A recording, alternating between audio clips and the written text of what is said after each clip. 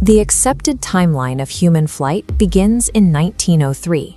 For decades, the historical record has maintained that humanity conquered the sky only after the invention of the modern combustion engine. Yet Sanskrit texts dating back thousands of years offer a contradiction. Long before the Industrial Age, these documents recorded explicit accounts of human flight.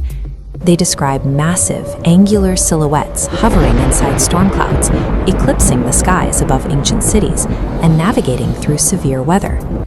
This is a Sanskrit manuscript. Within its pages, these craft are called Vimanas.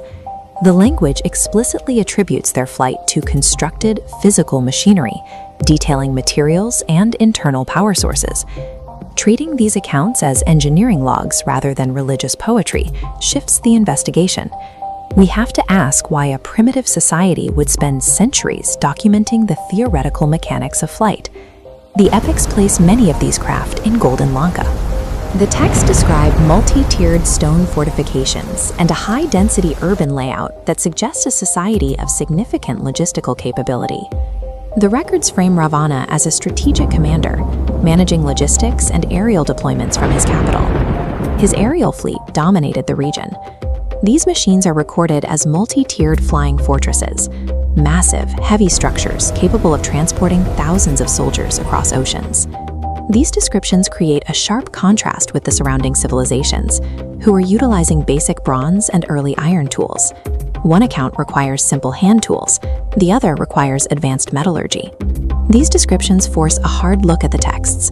They could be the output of a highly creative culture writing science fiction, or the surviving memories of a technological era we have entirely misidentified. The text reserve their most detailed mechanical descriptions for the crown jewel of this fleet, the Pushpaka Vimana.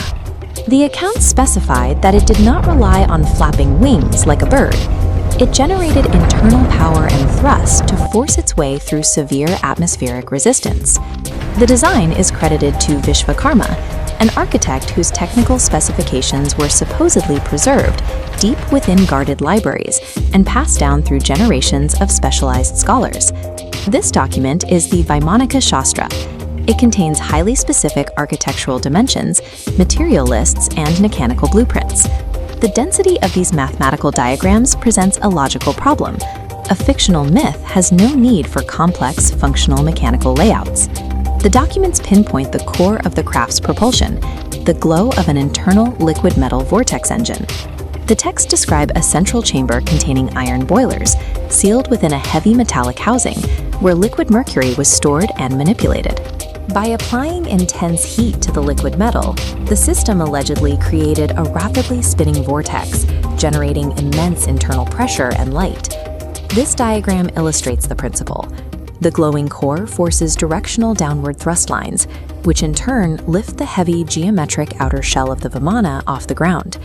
While we have no evidence these machines flew, the mechanics described bear a conceptual resemblance to the spinning masses used in gyroscopes, or the heated metal propulsion found in theoretical ion drives. Even if these machines never flew, the fact that an ancient culture conceptualized liquid metal physics and directional thrust reveals a highly advanced understanding of mechanical forces. If these blueprints correspond to actual machines that flew over the Indian subcontinent, it raises an unavoidable question. Where is the physical wreckage? The same epics that document the Vimanas also record the violent end of their era. The Mahabharata describes the Kurukshetra War, a massive civilization-ending conflict. The weapons deployed in this conflict are described as producing the brilliance of 1,000 suns, generating devastating heat and causing the total incineration of cities.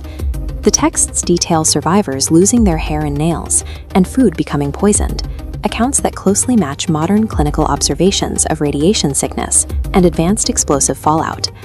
The absence of physical Vimanas aligns with the text's own historical conclusion. An advanced civilization possessing terrible aerial weaponry ultimately bombed itself into non-existence. Following the devastation, the surviving texts note the Vimanas departing the skies, vanishing into the darkness of unrecorded history. Yet physical remnants of this epic era do exist today. Coastal surveys have located anomalous submerged ruins off the coast of India, corresponding to ancient cities like Dwarka. Shifting tectonic plates and rising oceans swallowed the architecture of these ancient kingdoms, leaving humanity with nothing but preserved texts and heavy stones on the seafloor.